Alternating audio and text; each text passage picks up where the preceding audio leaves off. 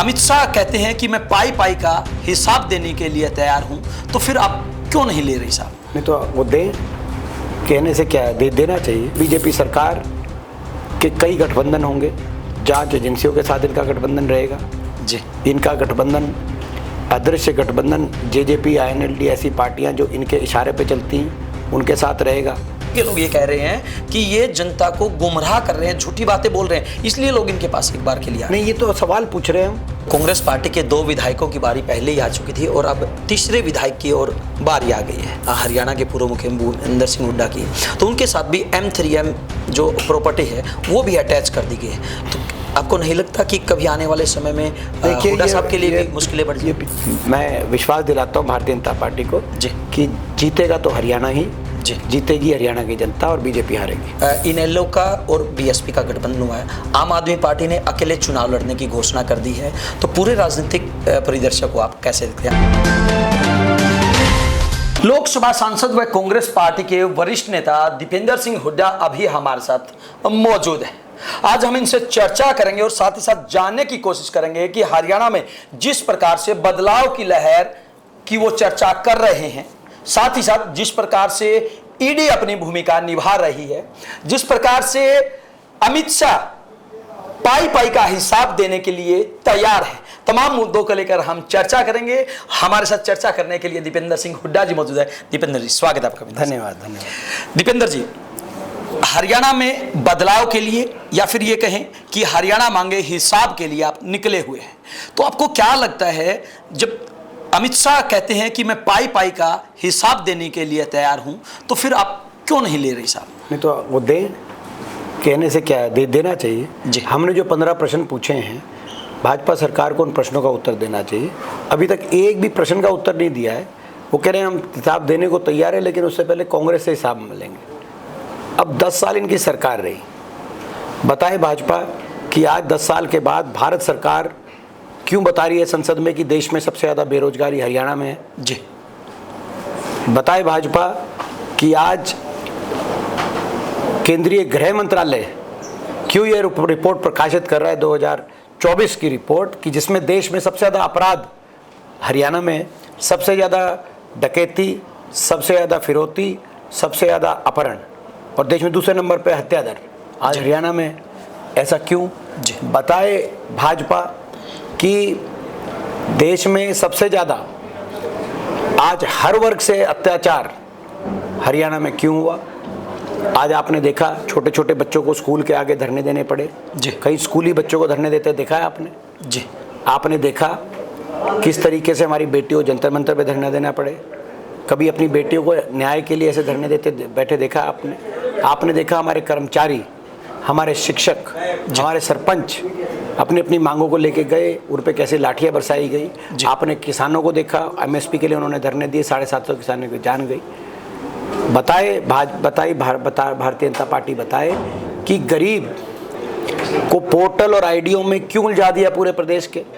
क्या गुजरात में तो पोर्टल आईडी है नहीं, यहाँ पोर्टल आईडियों के जंजाल में गरीब को कागजों में उलझा दिया, लाइनों में खड़े कर दिया। ऐसा क्यों? ऐसी व्यवस्था हरियाणा में कैसे बनी? जी। बताए भारतीय जनता पार्टी कि हरियाणा में देश में सबसे ज़्यादा महंगाई क्यों है? सबसे ज़्यादा वैट, जहाँ 8% था हमारे समय में, वो 17%। जी। सबसे ज़्यादा वैट लग गया, सबसे महंगा डीजल, पेट्रोल, रसोई गैस का सिलेंडर, सबसे ज़्यादा महंगाई हरियाणा में हो। जी। बताए भारतीय जनता पार्टी को बताना चाहिए। बताए भारतीय जनता पार्टी गरीब की सारी योजनाएं बंद क्यों कर दी? 100 गज के प्लॉट की स्कीम, जी। पीने के पानी की टंकी टूटी की स्कीम, सारी गरीब की स्कीम्स बंद कर दी। क्यों? आखिर क्या कसूर था? बताए भारतीय जनता पार्टी एससी समाज के और ओबी समाज के अधिकार, बाबा साहब द्वारा दिए गए संवैधानिक अधिकारों को क्यों छीनने का काम किया इस सरकार ने? जी। सरकारी नौकरी और सरकारी नौकरी में पक्की सरकारी नौकरी और उस पक्की सरकारी नौकरी में आरक्षण का प्रावधान, ये बाबा साहब के संविधान ने दिया एससी समाज के लिए, ओबीसी समाज के लिए, सर्व समाज के लिए। और इन्होंने सरकारी नौकरी समाप्त कर दी, 2 लाख पद खत्म हो गए। 5 साल में आपने देखा कुल 10,000 भर्ती हुई पक्की, बाकी तो सीईटी में उलझा दिया, पेपर लीक घोटालों में उलझा दिया। 5,000 में भी जो भर्ती हुई पक्की, उसमें ज़्यादातर हरियाणा के बाहर के नौजवान, हरियाणा के अंदर उनको लगाने का काम इस सरकार में हुआ। बाकी तो कौशल निगम में कच्ची, कहीं अग्निपथ आ गई, अग्निवीर योजना उसमें कच्ची। तो हरियाणा विकास की पटरी से क्यों उतरा? बताए भाजपा हमारे समय 81 किलोमीटर मेट्रो बनी थी, गुड़गांव, फरीदाबाद, बहादुरगढ़, बल्लभगढ़ तक मेट्रो पहुंची थी। 10 साल में एक भी खंभा मेट्रो का क्यों नहीं बना? विकास पटरी से इतनी बुरी तरह कैसे कहीं उतरा ही नहीं किसी देश में, किसी और प्रदेश में। नोएडा में मेट्रो, ग्रेटर नोएडा में पहुंच गई इन 10 वर्ष में। मेरठ तक RRTS मेट्रो पहुंच गई गाजियाबाद से, और हरियाणा के अंदर एक खंभा मेट्रो का नहीं बन पाया। और हम सवाल पूछें जी तो कहेंगे कि भाई हम हिसाब लेंगे आपसे। तो ये तो मैं समझता हूँ कि हरियाणा का नौजवान, आज जिस नौजवान को बेरोजगारी की गर्त में आज धकेल दिया इन्होंने, नशे में देश में सबसे आगे हरियाणा निकल गया, पंजाब से भी आगे। आपने देखा आज वो नौजवान अपना घर बार बेच के डोंकी के रास्ते विदेशों में मजदूरी करने के लिए जान हथेली पे रख के जाने को तो अपना तैयारी कर रहा है। ऐसा अपने भविष्य दे दिया हरियाणा के नौजवानों को। तो हरियाणा का नौजवान अपना भविष्य को लेकर सवाल क्यों नहीं पूछ सकता भारतीय जनता पार्टी से या बीजेपी से? सवाल पूछना कोई गुनाह है? मैं पूछना चाहता हूँ आपसे। जी दीपेंद्र जी, जब आपने यात्रा शुरू की थी हरियाणा के मुख्यमंत्री के इलाके से, या पूर्व की बात करें या वर्तमान की बात करें, एक गजब का नज़ारा वहाँ पे देखने को मिलता है। हालांकि मुझे ये कहते हुए कोई झिझक नहीं है कि इतनी भीड़ शायद मैंने कभी नहीं देखी थी। और आज भी जिस प्रकार से आप नारनौल विधानसभा में करके आए, उससे पहले आपने हांसी किया था, बड़ौदा किया था, तमाम जगहों पर जहाँ जहाँ दीपेंद्र सिंह हुड्डा जा रहे हैं वहाँ इतनी जो भीड़ जुट रही है, क्या उसके पीछे कोई विशेष वजह है, या फिर आपको लगता है कि जनता भी आपके माध्यम से हिसाब मांगने के लिए आ रही है? क्योंकि बीजेपी के लोग ये कह रहे हैं कि ये जनता को गुमराह कर रहे हैं, झूठी बातें बोल रहे हैं, इसलिए लोग इनके पास एक बार के लिए नहीं, ये तो सवाल पूछ रहे हैं हम तो और कुछ कह ही नहीं रहे, हम सवाल बीजेपी से पूछ रहे हैं। और लोगों का उन सवालों को और इस अभियान को जो अब प्रत्याशित जो साथ और समर्थन हरियाणा के 36 बिरादरी के लोग दे रहे हैं, वो इस सरकार के लिए खतरे की घंटी है। सरकार जवाब दे इन विषयों पर, और सरकार तो खुद अपनी असफलता मान रही है। तभी सरकार ने, आपने देखा भारतीय जनता पार्टी ने स्वयं अपने मुख्यमंत्री का चेहरा बदला और अब फैसले बदल रही है। आपने देखा जी, कहा गया कि नायब सिंह जी ने कहा कि अब हम मुख्यमंत्री के घर निवास के दरवाजे खोलेंगे, यानी कि 10 साल बंद रखे आपने, खुद ही मान रहे हैं। उन्होंने कहा कि अब 100 गज के प्लॉट की योजना पे हम विचार करेंगे। 10 साल तक आपने किसी एक गरीब परिवार को नहीं दिया, तो आप स्वयं अपनी विफलता मान रहे हैं। अब वो कह रहे हैं कि जी अग्निवीर जो है उनको आने वाले समय में जो उनका भविष्य असुरक्षित है, इसीलिए हम उनको प्रावधान करेंगे। अच्छा 2026 से, यानी कि आप खुद मान रहे हैं कि अग्निवीर योजना युवाओं के हित में नहीं है, उनके युवाओं को भविष्य आपने अधर में लटकाने का काम कर दिया है। तो अब ये खुद ही अपनी विफलताओं को एक एक करके, ओबीसी का आपने देखा, इन्होंने 8 लाख से घटाकर 6 लाख कर दिया, 6 लाख से बढ़ाकर 8 लाख, इन्होंने पहले 6 लाख घट किया। 10 साल तक ओबीसी समाज को रिजर्वेशन से, बहुत से ओबीसी समाज के बच्चों को वंचित रखा इन्होंने, और अब वो 6 लाख से बढ़ाकर अब 8 लाख कर रहे हैं जी। तो खुद ये मान रहे हैं कि ये सरकार जैसे जो चली है ये अच्छी तरीके से नहीं चली। दीपेंद्र जी, एक बात और, लगातार आपका भी जो रोल है, आपकी भी जो छवि है, वो एक अलग अंदाज में देखने को मिल रही है। कभी आप टेबल के नीचे नहाते हैं, कभी आप कुम्हार की तरह मटके बनाते हुए नजर आते हैं, कभी आप जो खिलौने हैं या फिर जो सींदे दिए जाते हैं, लेडीजें जो पुराने समय में जो चीज़ें बनाती थी, वहाँ पे आप महिलाओं के साथ चूरमा खाते हुए नजर आते हैं। क्या बदलाव? देखो ऐसा कोई बदलाव नहीं है। मैं तो 20 साल से इसी प्रदेश में हूँ जी, और जो है मैं ऐसे ही चूरमा, जो मेरे को चूरमा देता है मैं खा लेता हूँ। 20 साल से इन्हीं सड़कों पे, मगर अब आप वो उन बातों को आप जो है ना हर जगह पहुँच जाते हैं, तो आप टीवी वाले पहुँच जाते हैं। तो हमारा तो ऐसे 20 साल से काम चल रहा है, जो है कहीं ट्यूबवेल पे नहा लिए, नहीं भी नहाए तो भी काम चल जाता है। तो कहने का मतलब ये है कि मगर अब ये हम पदयात्रा कर रहे हैं, नंबर 1। नंबर 2, अलग अलग वर्गों से जाके मैं बात भी कर रहा हूँ जी, जो हर वर्ग की समस्याएं जो है धरातल से एक एक बात बारीकी से समझने का प्रयास भी साथ के साथ की गई।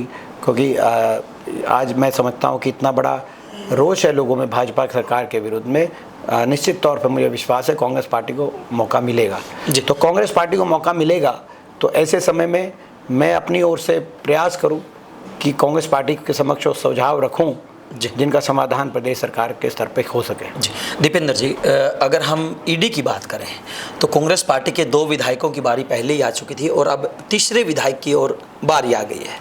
और वहीं अगर हम बात करें हरियाणा के पूर्व मुख्यमंत्री भूपेंद्र सिंह हुड्डा की, तो उनके साथ भी M3M जो प्रॉपर्टी है वो भी अटैच कर दी गई है। तो आपको नहीं लगता कि कभी आने वाले समय में हुड्डा साहब के लिए भी मुश्किलें बढ़ जाएंगी? ये पिछले एक हफ्ते में जब से अभियान हमारा शुरू हुआ है, आप देख ही रहे, केंद्रीय जांच एजेंसियां, इनका जांच एजेंसियों का दुरुपयोग ये सरकार कर रही है, कोई नई बात नहीं है। पूरे देश में विपक्ष की आवाज़ दबाने के लिए जी जांच एजेंसियों का प्रयोग किया जा रहा है, जो कि सही नहीं है, मगर ये हो रहा है। इस तरह की कार्यशैली नहीं होनी चाहिए। 3 कांग्रेस के विधायक, आज हमारे एक विधायक को ईडी ने हिरासत में ले लिया, जो उनकी जुडिशल रिमांड के लिए कोर्ट में अम्बाला ले गए। जो सोनीपत के हमारे विधायक थे, परसों सोनीपत में बहुत बड़ा एक हरियाणा मांगे हिसाब, बहुत बड़ा वहाँ पे कार्यक्रम हुआ था। तो क्या सवाल पूछना 10 साल के बाद, मैं समझता हूँ कि सही नहीं है। ये जनता इस पर विचार करे और इस तरह की कार्रवाई जो की जा रही है 3 कांग्रेस के विधायकों को, और मैं मानता हूँ कि जहाँ ये जा रहे हैं, आप ये भी मानना एक तरीके से वो जीत का सर्टिफिकेट भी इनको दे के आ रहे हैं। जी दीपेंद्र जी, मैं भाजपा के लिए कह रहा हूँ, जहाँ जाके ये कार्रवाई कर रहे हैं वो जीत का सर्टिफिकेट भी हमारे उन विधायकों को दे के आ रहे हैं। अगर हम बात करें ईडी की लगातार छापेमारी की, और वहीं दूसरी तरफ इनेलो का और बीएसपी का गठबंधन हुआ है। आम आदमी पार्टी ने अकेले चुनाव लड़ने की घोषणा कर दी है। तो पूरे राजनीतिक परिदृश्य को आप कैसे देखते हैं? अंतिम सवाल करूँ। तो मैं समझता हूँ बहुत सी ऐसी मैं समझता हूँ कि प्रत्यक्ष अप्रत्यक्ष रूप के गठबंधन होंगे। जी कांग्रेस का मुकाबला इस चुनाव में केवल भारतीय जनता पार्टी से नहीं रहेगा, और मैं कहूँगा कि केवल कांग्रेस और भारतीय जनता पार्टी का चुनाव नहीं, हरियाणा की जनता और बीजेपी की सरकार का चुनाव। और हरियाणा की जनता को हराने के लिए बीजेपी सरकार के कई गठबंधन होंगे। जांच एजेंसियों के साथ इनका गठबंधन रहेगा। जी इनका गठबंधन, अदृश्य गठबंधन, जेजेपी, INLD ऐसी पार्टियां जो इनके इशारे पे चलती हैं, उनके साथ रहेगा। उनके गठबंधन ये कराएंगे और इस प्रकार से प्रयास किया जाएगा कि हरियाणा की जनता ना जीते और भाजपा सरकार जीते। जबकि मैं विश्वास दिलाता हूँ भारतीय जनता पार्टी को जी कि जीतेगा तो हरियाणा ही जी जीतेगी, हरियाणा की जनता, और बीजेपी हारेगी। डॉक्टर अजय ने एक बयान दिया है कि कांग्रेस की टिकट लेने के लिए भूपेंद्र सिंह हुड्डा को किसी की चुनरी उठानी पड़ेगी, किसी के कपड़े उठाने पड़ेंगे, किसी के चप्पल उठानी पड़ेगी, इस तरह के बयान। ये मैं समझता हूँ कि आप उनसे पूछो, ऐसी पार्टियाँ जिनका जनाधार नहीं बचा हरियाणा में, जिनको लोगों ने अस्वीकार कर दिया है, उनके बारे में हम क्या कहें।